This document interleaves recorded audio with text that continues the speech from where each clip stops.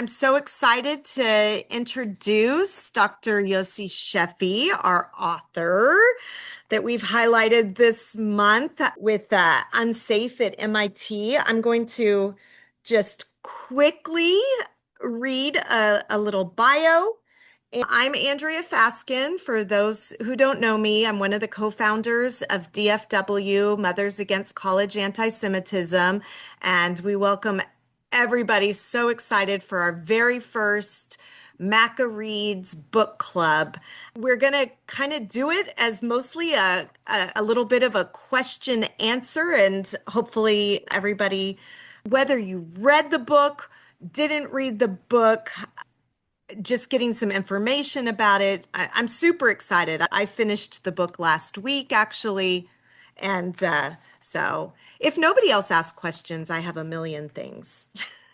I'm just kidding. But okay.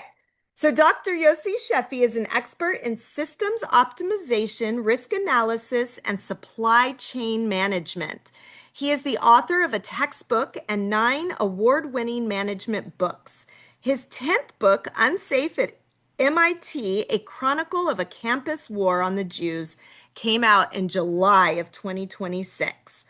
Under his leadership, MIT CTL has launched many educational research and industry government outreach programs, including the MIT Scale network involving 6 academic centers worldwide. In 2015, CTL launched the online MicroMaster program, enrolling 1.2 million students in 196 countries. Outside the Institute, Dr. Sheffi has consulted with numerous organizations. He has also founded or co-founded 6 successful companies, all acquired by large enterprises.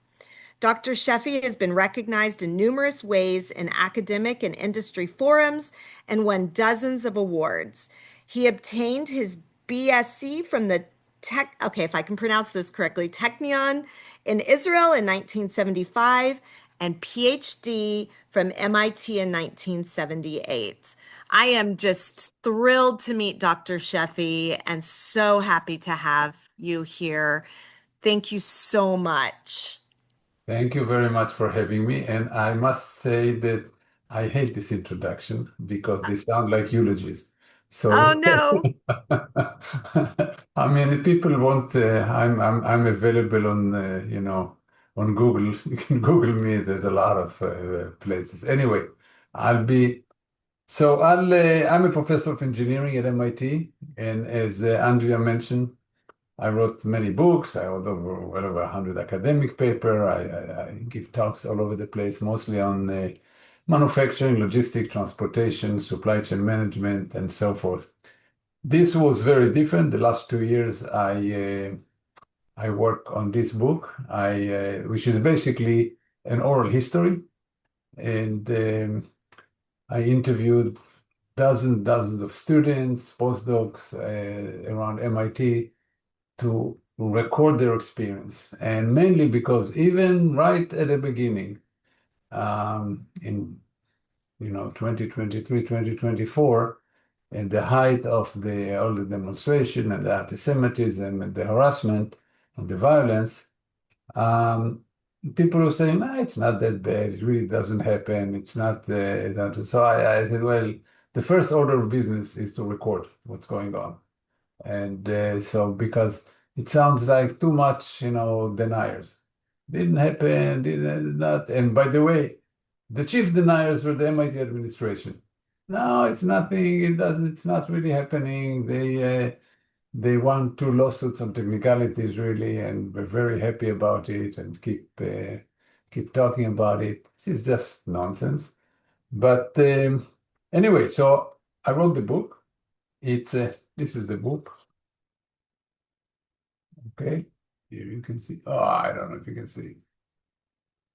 Yeah, you can see it. Here it is. Yeah. And what is it, Andrea? I said people read it who didn't read it. I expect everybody to read it. At the end of this session, there's a quiz. Ah, So let's might as well read the book. No, it reads, if I may say so myself, it's my 10th book. It's the best written book that I did. The writing is very good, mainly because I had amazing editors who are helping me in this. So, as I said, the book, some of it talks about my own feeling and experience and point of view, and some of it, and most of it is just documenting what the students were saying. So some of the questions that Andrea sent me ahead of time were, let me find out. This question I remember where I thought I had it. Excuse me just 1 second. Yeah, Yes, I was gonna, while you're looking for that, I can also pull it up. I have. We can we can Go ask people if they want to raise their hands to talk, perhaps. They can raise their hand or raise their digital hand, whatever. Yes. Does everybody know where that is? Yeah, it seems like people are no Zoom virgins, and everybody is. Look, I try to talk about. Hi, Ken. Do you have a question for Dr. Sheffi yet? Or you No, but I'm excited to be here. All I right. was just checking to make sure I could get it on and off. very good? And So I'm excited to hear about what the doctor has to say about some of his experiences, especially the most recent ones. yeah, so I can start with that because the MIT response to the book was unhinged. Basically, I mean, I felt sad for the provost, the deans, the president, the chairman of the board, all wanted to talk to me in the beginning, said, don't publish it. And then they started harassing me. So in all kind of ways, including something that were embarrassing to me. Like I had a discussion with the provost and the dean, and they said, we expect you only to work on supply chain management, manufacturing, logistics. Here you work on something else. I look at both of them, the dean and the provost, and said, "Are you kidding me? You are arguing to the Trump administration about academic freedom, and you're talking to. I've been at MIT 51 years. You're talking to a senior faculty member, a chaired faculty member, a head of the biggest center at MIT, and you're telling me what I can and cannot work on? Are you out of your mind?"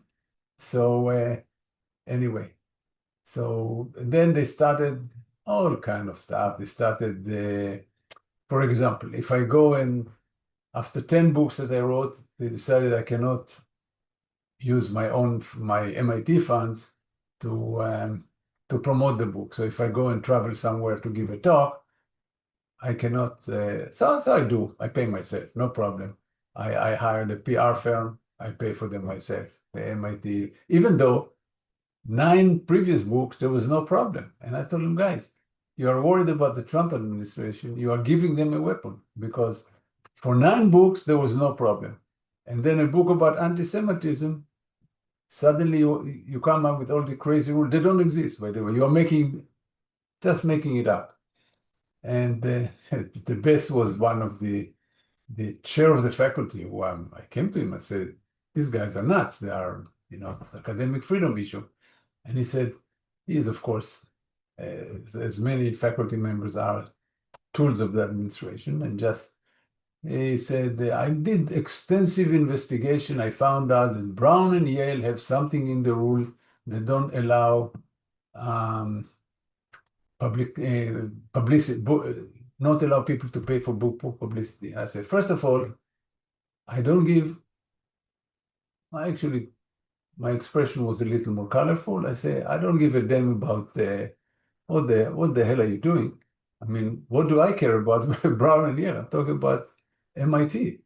And so there was, of course, no response. And it went, they did several things. They said the MIT has what we call something that's called Committee on Human Subjects. If you do research for NIH, for the National Institute of Health, and you inject something to humans to try to see response and stuff like that, you need to go through a whole process, of course. So the head of the committee calls me and say, I heard you're doing experiments of students. I said, what the hell are you talking about? He said, how did you choose your subject? I said, they're not subject. I had, a weekly Jewish lunch. I stood up and I said, I'm going to write this book. Who wants to be in the book? That was the scientific process that I took. I don't know how to get the volunteers for the book. So the good thing about him, so I asked him, who sent it to me? And he said, they told me not to say. I said, okay, you just told me enough. I understand that you are, again, a tool of the administration. So the nice thing about this New Zealander was not into, American politics too much. So he talked to me for 5 minutes and said, Professor Sheffi, I have to apologize. This is just nonsense. I don't know why they sent me to talk to you. On and on, things like this, little harassment here and there. But it is stupid. It's really, in one of my first meetings with the president of MIT, she said, if you publish this book, we will have to write a response. I said, please do, because if you know marketing, controversy leads to sale. So just please create controversy. So of course, there was a Barton Swaim article in the Wall Street Journal. I don't know if you saw it. It was a very favorable article and made fun of the administration. They wrote a response that said everything is fine. And of course, I wrote a response to the response, and then the sales took off, which is always happened because people who know nothing about this say, oh, MIT is arguing with one of his senior professors. What's going on? So anyway, so this the battle with the administration continued, but it's just don't pay. So I fund everything fine. No big deal. And I have to fund because it's self-publishing. So I have to pay for editing, for cover design, for all the things that go into publishing. So I did. The good thing is that I'm doing okay. I have 5 startups, all successful, all sold to biggest companies. So I can fund the book, no problem. So, and I told him, look, this is ridiculous. You're arguing about what, 30, 40, $50,000. Another thing that I did that made them really mad. The end of last year, I gave an ambulance to Magen David Adom in Israel. I bought an ambulance and donated to Magen David Adom. And the way it's done, the ambulance is built by General Motors, and then they go to Indianapolis. They put some stuff, the Israeli stuff in it, according to Israeli specification. And then they do a dedication. They can do it anywhere in the United States. So I said, do it at MIT. And the administration, the provost came to me and said, absolutely not. It's not MIT. You cannot do it. So I did it anyway. So I got the way I did it, I got a student group, the Jewish student group, to request the space, and just did it. And I'm a friend of the chair of the commandant of the MIT police. So we got police protection, and then the Israeli consulate came, and when the Israeli consulate comes, the State Department sends security with them because he's a foreign dignitary. So they sent so it was the most secure site that you ever seen. And we had about 400 people. We have food. We had children games and stuff like this. Families came. And I also organized a blood drive of the Red Cross. And side by side in the same space, kind of in the corner.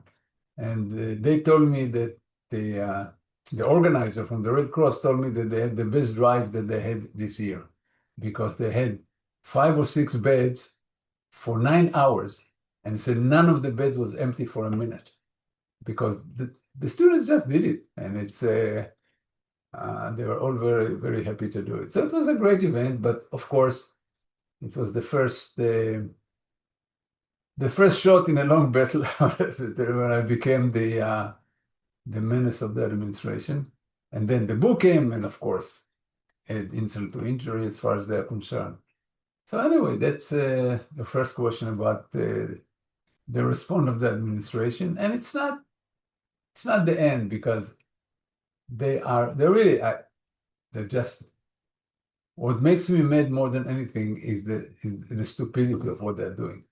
Because as I sent a message to provost, I told him, look, you are worried about what the administration will say and do, but you give them a weapon by trying to cover up. I thought, you have to know by now that always the cover-up is worse than the crime. People get caught on the cover-up. What you're doing is a cover-up. So it didn't happen. It didn't. No, it's a cover-up. And anyway, so this is what's going on now on that. Now you had some other questions I don't remember. Yes, does anybody want to ask or comment on the topic of the administration? Oh, it looks like Juliana would like to. Or any other topic. Doctor, thank you very, very much for joining us this evening. I have thus far I have 3 questions. Wait a minute. Did you read the book? I have not. I apologize. But I'm going to. You know what my excuse is? My excuse is I'm in the midst of my dissertation. So that's my excuse and I'm sticking to it. It's thin. It's thin. But no, I will. I'm very much interested to read this. Number one, because it's oral history.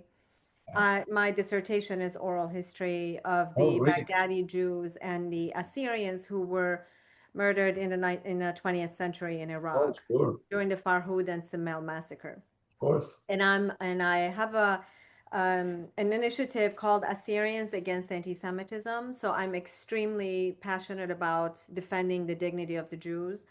So absolutely, I will read your book, and it's an honor to meet you, Doctor. What worries me really a great deal daily, truly, is the future of academia and the future of the leadership in the United States. Yeah. Where do you see the Jewish community life and their freedom in academia, and also conservative thinkers within academia? Where do you see our future?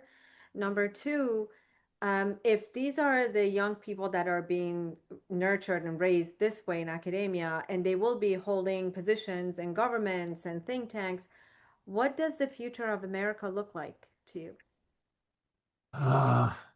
Very worrying. That to answer what does the future look like? It's Neil Bohr, the physicists say it's very hard to predict, especially the future. So it's it's look, you talk about conservative view in academia, it's ridiculous. They almost in what I call the elite academia, they're almost non-existent. I mean, it's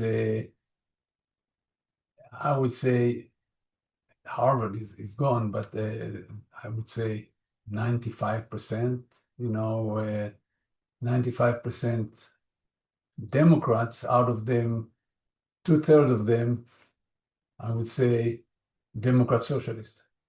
I mean, it's not even Democrat. Some of the, not even worrisome, some of the, it's only sad to see the implosion of the Democratic Party. I mean, they are gone. And it's unfortunately, one of the things that hold them together, there are a few things that hold them together on the DSA. It's the, communism, basically. You can call it by any name. It's communism. It's, government stores. It's free this, free this, free this, and no clear who's paying for all of this. And then, and hating Israel and antisemitism. It's also a growing, not as big, but growing thing on the right with the likes of Tucker Carlson and his ilk. But the left is almost gone. It's just so. Now you ask about young people who come. It's beyond that. It's beyond that. Even as much as it hurts all of us. People, at MIT, we now, about 3 or 4 years ago, we're now teaching remedial physics for first-year students. forget the fact that they don't know history and geography and sociology. They don't know math enough. And these are people who are accepted to MIT. I mean, it's ridiculous what's going on. Look, I do a lot of work with one of the large hospital here, MGH, Massachusetts General Hospital. So I'm a friend with some of the more senior doctors who are now in position of authority, so they hire me to help them with how to get stuff better, how to move stuff around the hospital and to get to the hospital. And they tell me, when you go to a young doctor, ask them if they graduated a medical school in the last 10 to 12 years. If they did, don't use them. Say, because they're coming out and they don't know a lot. They know that they should treat blacks differently, and they got all the woke indoctrination, but they got very little medical knowledge. And they say they come to the hospital, and it's like we have to reteach them everything. So it's true in lots of places. And it's many reasons for it. People talk about COVID, people talk about, I don't know, but the main thing, let me give you another example. I have a personal friend on the faculty at MIT. She's an Israeli Jew. Her name is Regina Barzilai. She's the #1 at MIT and maybe in the world in artificial intelligence. She's one of the pioneers in artificial intelligence. She is unbelievable. And she is a friend with my wife, even more than me.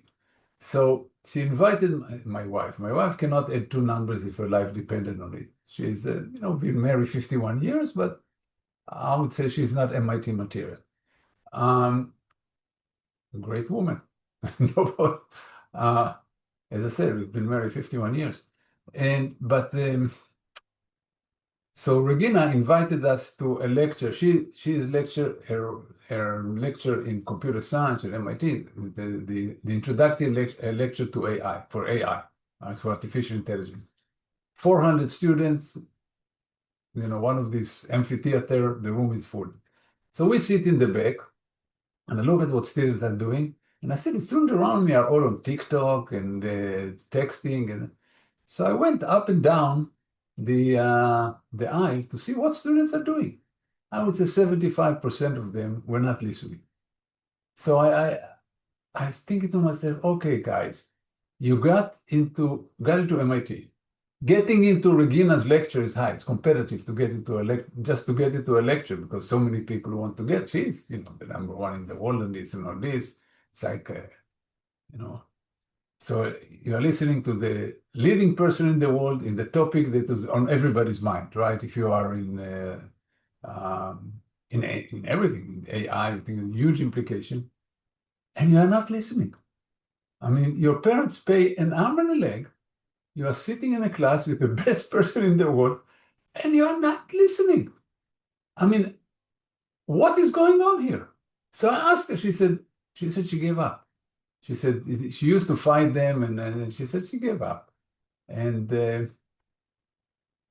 so it's all, all this entitled, and people come, especially when they come to MIT, they think they are a God gift to humanity, and feel full of themselves. But it's okay, God gift to humanity. But how can you not listen to Regina Barzilai when she talks about AI? I mean, that's a crime against humanity. So students are just, it's beyond, not well educated and not, and by the way, University of Michigan have been, we just in the news because they cancel in the first semester, they don't give grades. Let me give you the news. MIT in the last 20 years doesn't give grades in the first year. MIT does something even worse. No, maybe the last 10 years. We don't do pass-fail. We do P&R. You know what is P&R? You either pass or no record. If you fail, we don't record it in your transcript. I mean, it's ridiculous. And that's the first year. And then you can choose 4 subjects throughout the next 3 years on a P&R. You choose. And of course, students choose the most difficult subject. they choose on a PNR, so they just either pass or no record. And that's MIT. I mean, so I can just think, what, that's really beyond the pale. And it's happening at MIT. The administration pays no attention to it. We are, the faculty is talking about it. We're talking about it, but and everybody has, data to show that it's happening, to show that. But it's beyond that. It's a tenure decision, hiring decisions. There was a whole generation that hired the DI hires at MIT. They were just not the level that you expect, just not. And they're of course the ones who are making a lot of the fracas and a lot of the anti-Israel and anti-Semitic. And our only salvation is that Harvard is next door, and they're not worse. They're the same. MIT is the same as Harvard, but Harvard is more well known and it's bigger, and Trump hates them. So so there's a lot about Harvard, and few people know about MIT. So coming back to my book, it's documenting what happened at MIT, and it ain't pretty. But about the future, the only thing that I hope for is that the pendulum will swing back, and swing back after enough people will see what Mamdani is doing to New York, and what the California is doing to itself with the whole 5% of your assets taking away from you because you work hard and be successful. And I told my students, at one point I taught a seminar to students, not in my program. My program, I don't talk about it, but across MIT, there was a panel of professors talk about equity and DEI, basically. It's a DEI. There was a move against DEI. At MIT, until 3 years ago, if you want a faculty position at MIT, you had to write what's called a DEI statements. You had to show that you teach and you do, and you had to show what you did in the past. And of course, most of it was written with ChatGPT, but still, people had to write statements like this. And if you were just saying, I'm not going to write, I'm the best at computer science, mechanical engineering, this and that, you were not even considered. You had to write the DEI and demonstrate your DEI credential. So when I talk in the panel to my students, I say, you know what? I have a new system of equity. I have students who work very hard and get 100% on all the quizzes and exams. And the students don't even come to class who don't know what I'm talking about. But instead of giving the first group A and the second group F, I'll give everybody a C. So everybody is the same. That's what equity sounds like. And just to give the idea that there's a difference between people who work hard and succeed and people who sit back and wait for the government to give them, help, to help them. Anyway, I'm just telling stories. So it's Thank you for answering my questions. of course. And by the way, it's great what you're doing. It's really nice. Thank you. Thank you. It's a responsibility, to Wonderful. Absolutely. highlight their plight, both nations. Absolutely. It's wonderful. Dr. Sheffi, we had a question come into the chat based on what you were just talking about with the swinging of the pendulum. Do you have any ideas of how to kind of swing that pendulum? I'm curious. Also, at the end of your book, for those who haven't read it, Don't reveal the end. It's very, it's okay. So a spy maybe novel. You cannot reveal who done it. Okay, then I will not. I'm not going to. I was going to tell the people who haven't read it maybe to shut their ears. At the end of the book, you do talk a little bit about some of the things that are happening at MIT. I guess we are all trying to grasp what can be done even here in our local universities, not MIT, but at a state university down the street, to kind of help swing this pendulum. Do you have any? So I'll tell you what we did. So in the dark days, 23, 24, the end of 23, the all of 24, a group of faculty organized right away, a week after October 7th. It was clear, by the way, that the other side was totally prepared. We were caught unprepared. They had talking points and posters on October 7th in the afternoon. They had posters and they were totally ready. And nobody was, Jewish side, Israeli side, nobody was ready for this. But within 2 weeks, we organized, we started having twice a week lunches for Israelis and Jews on campus. Just at the beginning, just to warn each other, share experiences, try to see what's going on, try to organize. At this point, we're still hoping the administration would do something, would help. So trying to organize who will go, who will speak, and all of this.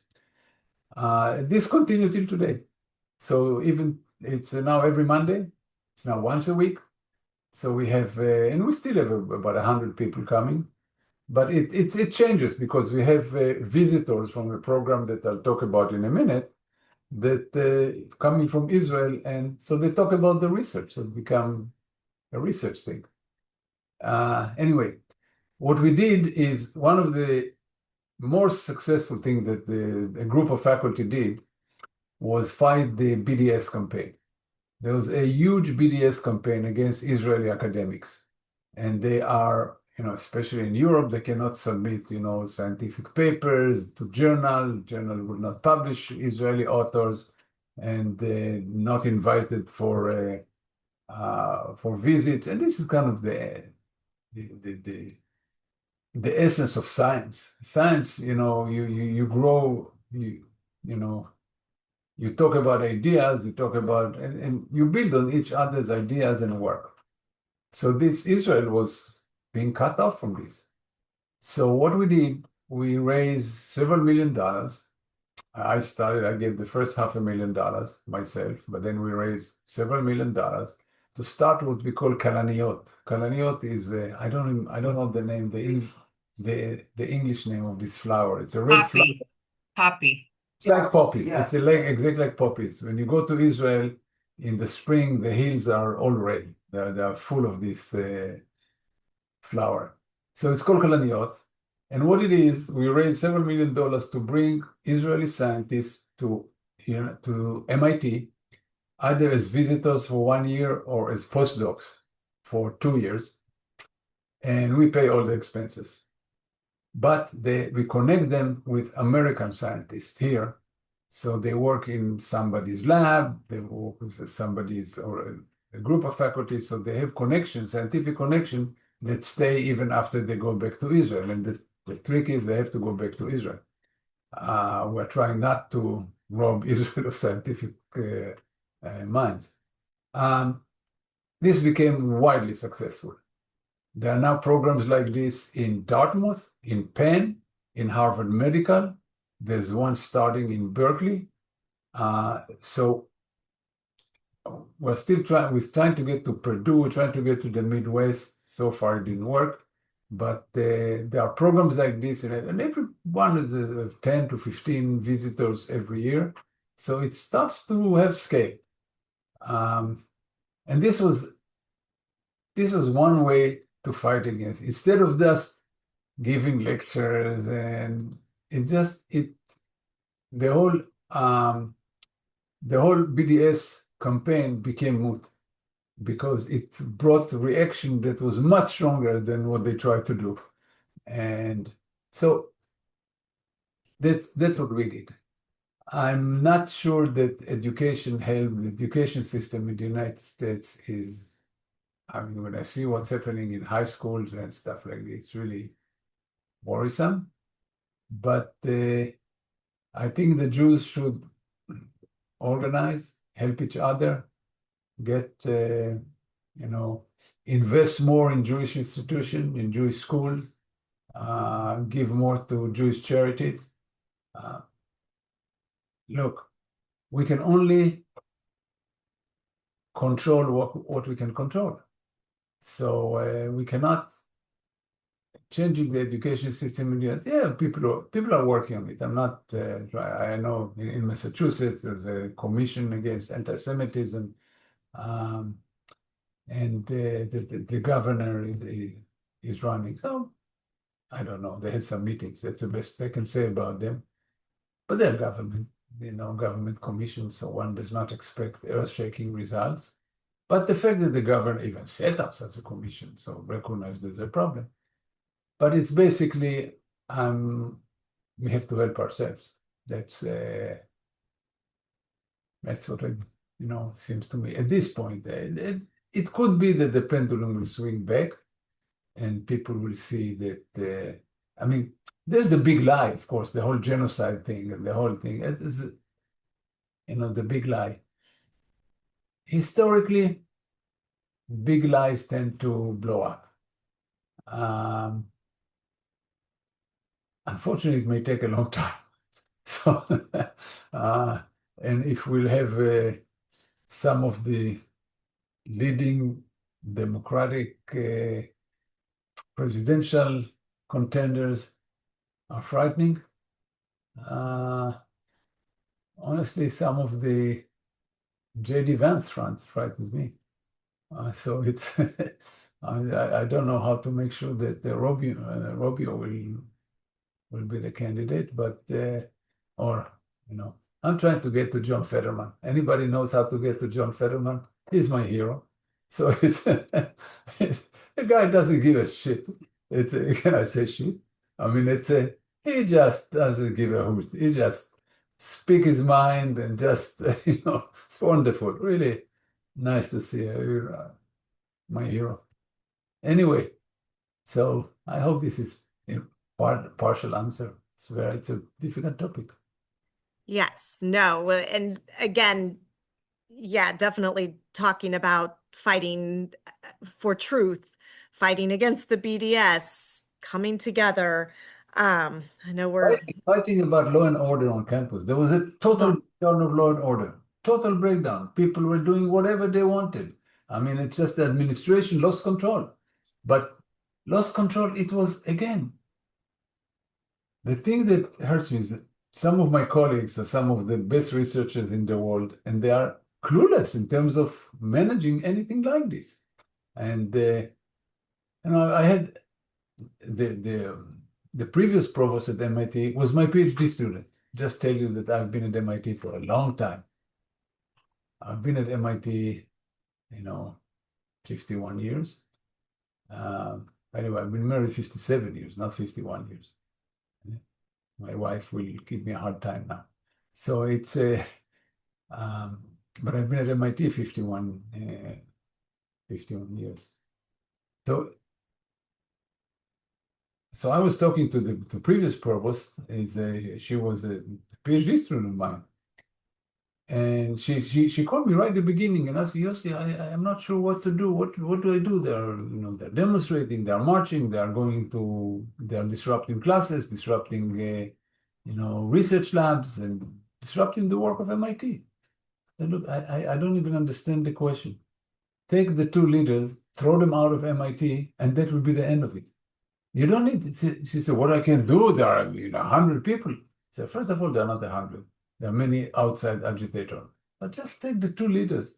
Take two of them who are, and you know who they are because they're online, they're speaking, they go with bullhorn, and say, just take them, expel them. MIT could not do it. Just doesn't do anything and did not deal with any of the harassment of Jewish students. Still, by the way, going on. Still going on. Yeah, I was going to ask if at MIT, now that you're about to start a new year, correct? Yeah. So are there any new rules in place for 2026 for code of conduct or to protect No, MIT doesn't need no rules. The rules exist. MIT needs to enforce them. enforce them? I don't see any new spine. I mean, it's the same people in the same organization. There's no spine. There's no, standing on principle. It's just keep covering up. Nothing to see here, nothing to see here. Nothing is happening. So, and also the whole throughout the equating antisemitism with Islamophobia, and so I called the president this, and she said, yeah, they were complaining as well. I said, give me one complaint that has legs. It's just nonsense. They're doing it because they know what you're doing. And give me example of the 12 students that I know who left MIT because of anti-Semitism and were driven out of MIT. Show me one Arab Islamic student who left MIT. One. Don't exist, but it doesn't, I don't know, it doesn't register. Does anyone want to ask a question or make a comment? I just had a follow-up, Dr. Sheffi. I mean, why do you think it is that the university is refusing to take a stance and put their foot down? Okay. Because the university has very weak leaders. We call them either weather vane leaders or pollsters.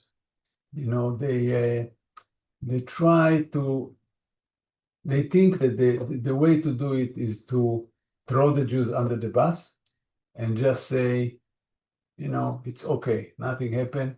And who knows where it's coming from? There's Qatari money at MIT. I wrote about it in the book. MIT never reported it. It's against the law, but there were hundreds of millions of dollars of Qatari money that came to MIT. So is it this? Who knows? Is it this? Is it being afraid of more demonstration, being afraid of students, being afraid of some, left-wing faculty? Some of our faculty are like 2 miles left of Stalin. Mostly these faculty are not in the STEM field, not in engineering and science, but in social science. MIT is social. I think he froze. Is everybody else still here? Yes. What a brilliant man he is. Amazing. Wow. Thank you for inviting us to this, Andrea. I mean, really meeting him and looking forward to reading his book, but it's heartbreaking and yet also hopeful, right? With the programs that have started. Yes. I think the book is really, for those who haven't read it, it really, I don't even have that much time to sit and read. It was easy, not easy as in emotionally easy, but it was definitely one of those reads that it goes quick. And I will tell you guys, I'm still kind of, I hope he'll be able to pop back in. Did anybody else get to read the whole book?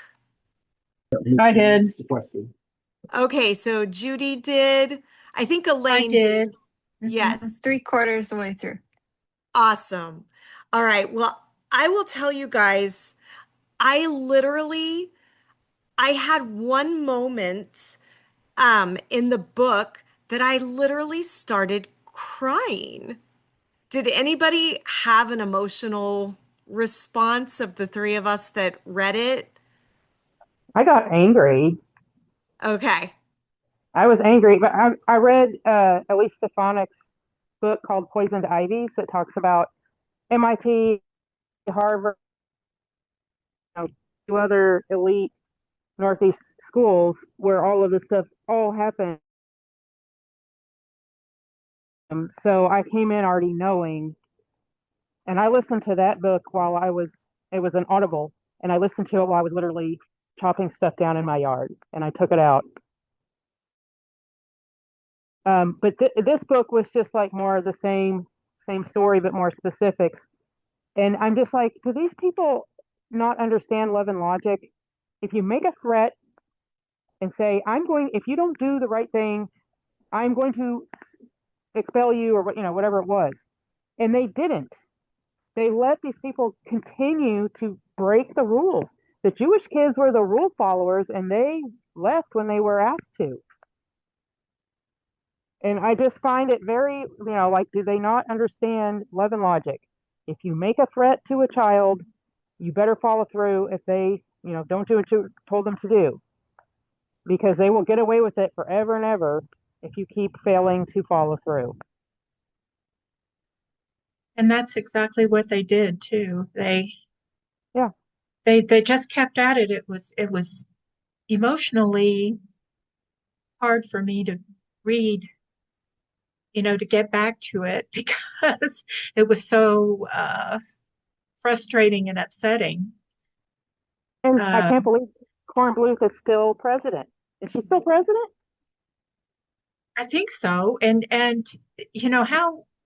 what are the terms? I wonder, is she going to be at the end of her term and have somebody else come in? But nobody backed him, and nobody backed any of the Jews, which was I think we should sad. stop sending your kids to these schools. You know how much it costs to go to MIT? It's probably So guys, $90,000. I'm trying to get Dr. Sheffi back on. He's having a trouble with the link. So I apologize. I mean, we're consumers in this market. If you have a kid going to college, I have a senior in high school, and he's not going to go to any of the Is that schools. working, Dr. Sheffi? I think he I did write know. beautifully. Ugh.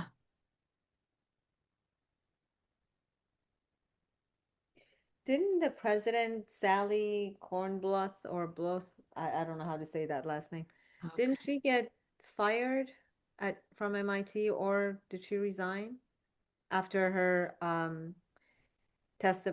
when she testified? The other two presidents did. One right away, and then the other one, it took a while. The Harvard one, it took a little while, and then they found out she'd done some plagiarizing. So she got told to resign. But even Barack Obama went to bat for her after her testimony, where she said it depends on the context. You can go, like I said, Poisoned Ivies is another book that goes through all of that, from Elise Stefanik's is the author. So she was the one who asked that question. Does calling for the genocide of Jews go against your code of conduct? And they all said, depends on the context. And Kornbluth is the only one still standing, as far as I could tell. I think he did say that she was still there. Yeah. It's unfortunate. I can look it up. But she didn't get any consequences either. She gave no consequences, and I think she's Jewish. Like, this makes no sense. Unfortunately, academia is filled with Jewish professors who are against the state of Israel, and they put their signatures on letters that condemn Israel, or the actions the self-defense actions that Israel must take. Okay, I have Dr. Sheffi back. Sorry, guys. You're on mute, doctor. Okay. It's not a mute. I'm just trying to see if you can read lips. So we actually had started to talk, and I'm sorry I missed what Judy and Elaine had to say, but I was talking about in your book, there was one part, and I literally, when you first, it's kind of in the first part of your book, and you're talking about what happened on October 7th. And I've seen the images and all of those things, but I will tell you the part of your book that I had to set it down and it made me cry. I had like this uncontrollable emotional response. And I'd like to share that with you and with everybody else. It was the scene in there where the professor, who it was right after October 7th, and he was going to go to a memorial. Um, it was Or Hin, Yes. the Or it says a physics professor. He showed up to work wearing a suit, and normally he wasn't much for formal attire, but he had been asked to speak at a campus vigil later that day.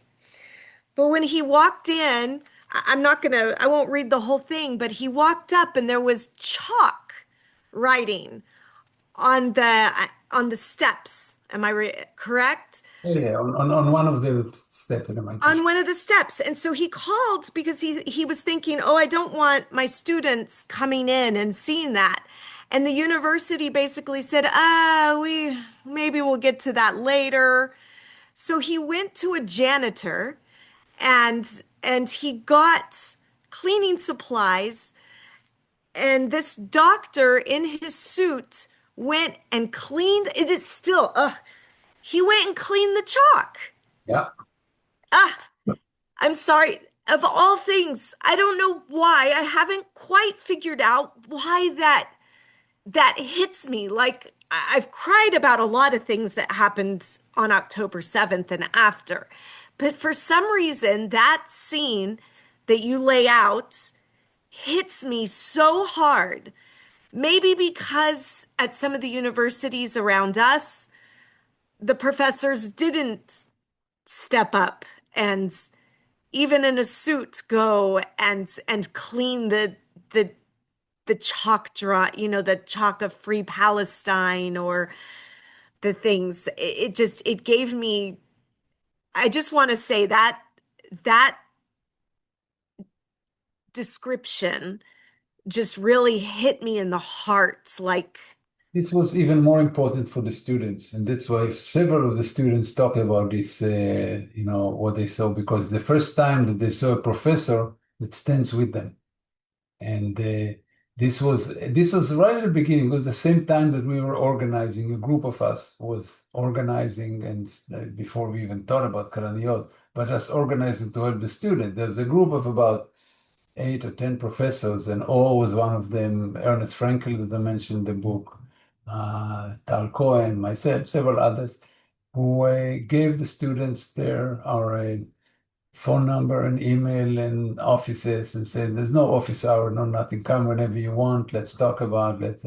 And it started with awe, when when the students saw him, and it gave them a feeling that the faculty is behind, there are some faculty who are behind them.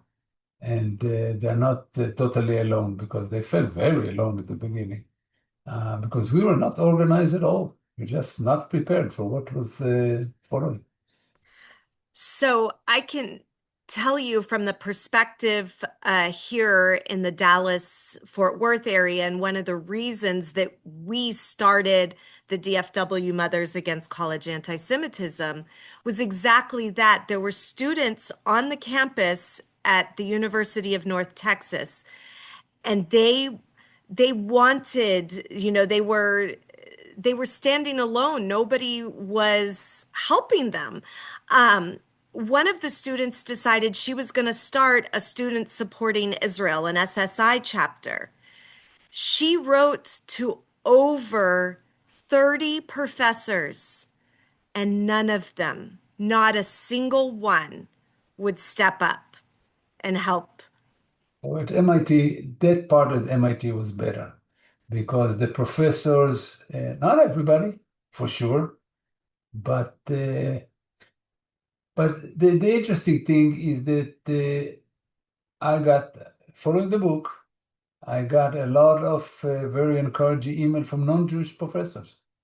Thank you for now. They're not going to stand up, but thank you for doing this. And this is great, very important. Really, supporting at least an email. So no, the students did. There was a group of professors that organized and really helped the students in many ways. Helped them argue with the administration, yeah, and try to help as much. So at least they had the backing of a group of professors that stepped up. And by the way, the book itself, people are now feeling very validated because they were told that nothing happened, you're just making this up and all of this. And here's the book written in the Wall Street Journal, and the MIT respond with a nonsense response. So they feel validated. They feel that okay, now it's they're not just alone. First of all, they see what everybody else, And by the way, the book, there are many other cases that did not make it to the book.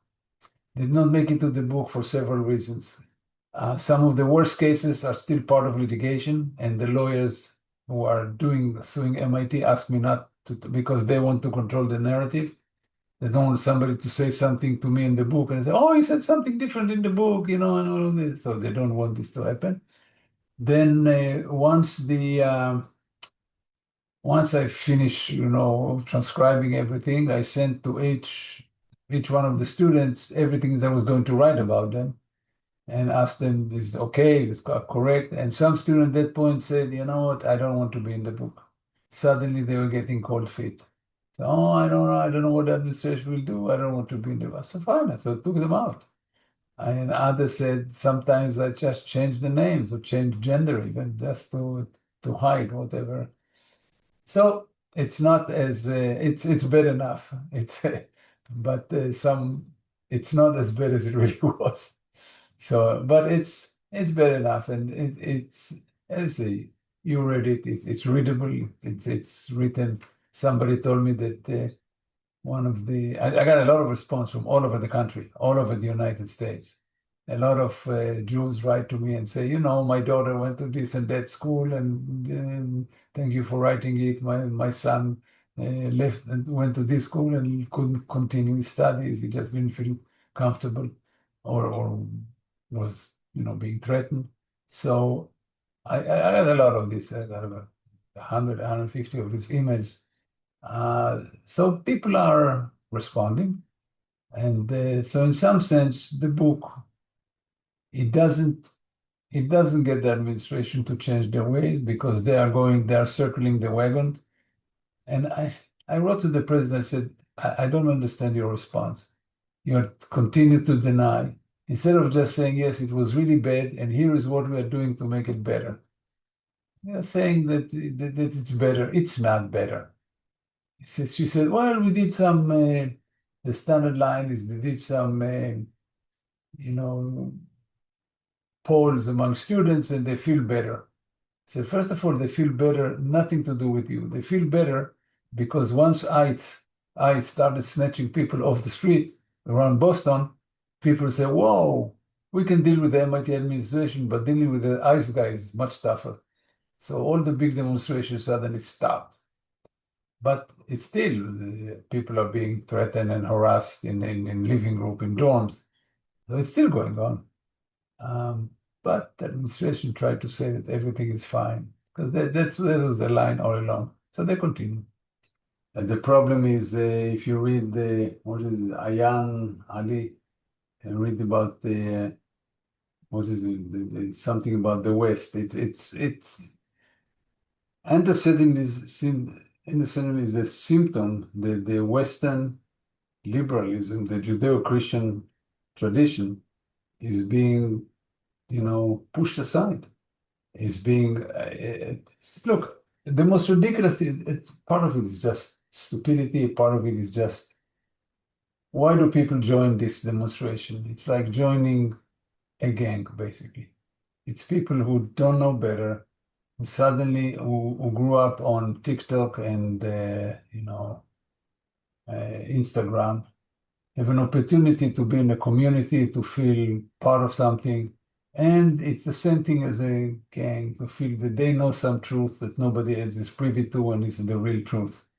It's this DSA, it's all this anti-Semitism demonstration. Talk about medical school. Well, Michigan is particularly bad. I mean, that's not, it's not, I must admit, not yet the case in Boston, but they'll probably get there. It's so I don't know what to tell you. It's go to Cleveland Clinic. I mean, it's or there are places that are becoming very hostile to Jews. I know that several of my colleagues are not sending their children to northeastern school, sending them to southern schools, sending them to Emory, sending them to Georgia Tech, sending them to Arizona State, sending them to. So it's We hear schools are good. Yes, absolutely, absolutely. Eh, some of the Christians are feeling that. Look, the most ridiculous thing is when you see LGBTQ marching against Israel, right, for Palestine. You look at this idiot and say, do you realize that in most Arab countries, LGBTQ is punished by death? Not by jail, by death. And what are you doing? That's totally clueless and idiot. So how do you fight stupid? It's, I don't know. But it's a question about the U.S. in general. There are, 7 million young men right now who are not working and not counting as unemployed because they're not looking for work. To be counted as unemployed, you have to look for work.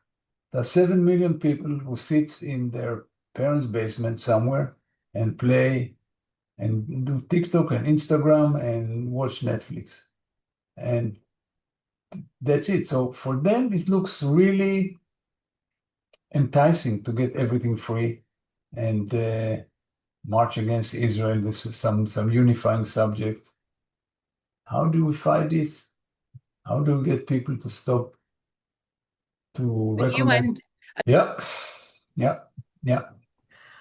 All right, Dr. Sheffi, I know you're probably about ready to go. So the final question, I think Judy had asked too, are you planning on staying at MIT? Are you Good are you question. gonna are you gonna stay? I mean, 50 something years here. What do you think over the next couple of years? Will you go back to Israel? Will you stay in the US? Will you? I- I'm 78 years old. My children hardly speak Hebrew, so they are American. They're of course Zionists in Israel, but American. So it's not at this point. I'm not going to leave MIT.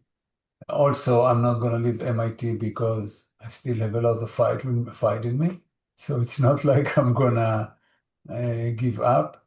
Um, there's still a lot of opportunity to, I don't know if to change MIT, but maybe possibly to get rid of this administration.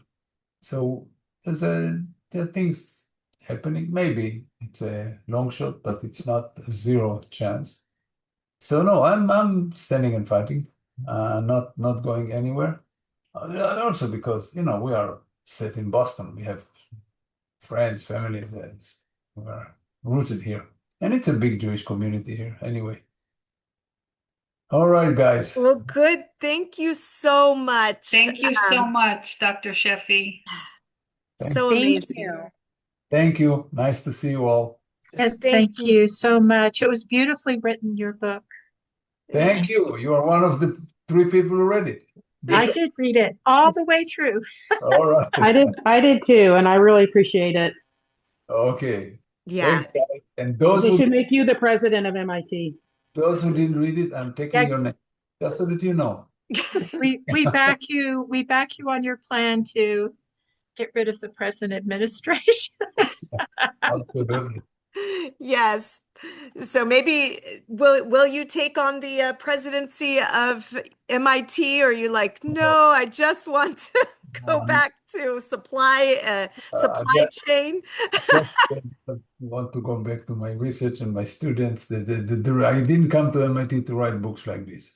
Yes. I came to MIT to do my research and educate students. Anyway, guys, I need to run. Thank you Thank so much, you very Dr. Thank much. Sheffi. you. We Nice appreciate talking to you you. all.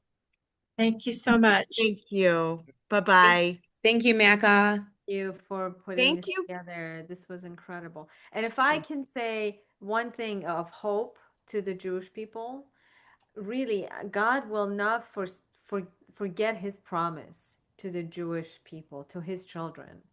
And I keep on coming back to the Ezekiel's prophecy, that he promised that, and in Gad, there's so many places in the Torah that he's promised that the Jewish people will return, that they will become whole, they will be. I'll get emotional. Oh, You're not alone. well, thank you. And I mean, Juliana, we love you. You are an amazing, amazing ally. I know, I'm just a friend, that's all. but you have, yes, friend and ally, and we very much appreciate your voice and coming and being with us. So I You hope, always have a friend in me and my people. I mean, Stephanie knows. yes. So yeah, I hope that this answered everybody's questions too, and everyone was able. It really, I think the important thing too about this book is the documenting. Obviously, the documenting, and that's what his purpose was. I mean, he's supply chain management. My husband would probably have loved to sit and talk to him because that's what my husband does as a job. But the fact that Dr. Sheffi took the time to sit and document the students and the professors and the things that happened those 2 years, starting October 7th. And the fact that he's not leaving, that he's staying behind to fight is so, one, admirable, two, so needed, and three, inspiring to the rest of us, to all of us. Yes. So Thank you, MACA. Thank you. thank Let me just say he was very inspiring. I can get down in the dumps and think about what hard work, what a task it is to try and get through to these university academians, and it just drives me crazy. yes. Yes, I think that's one of the things that we all have to remember too. And when talking to the students, i- these things are not, it's not a couple days or a week or something when you go, if you file a complaint or ask. I think what's very interesting, because even my daughter had a couple incidents last year on campus, and she went and filed and did what she was supposed to do, and they ended up doing like no contact for the other students, so they're not allowed to have contact with her. But now, like this year, she started thinking about it, and she was like, well, that was kind of silly. That's the most consequences that they got, was that they just can't contact me. And I had said, you need to ask next, if something like this happens again, ask for them to have a conduct mark. They need to have a consequence. There needs to be something. It's not just no contact with you. They're like, whatever, you know? Spencer was right. They have rules in place. There's just nobody there is going to enforce them, Right. and Nobody.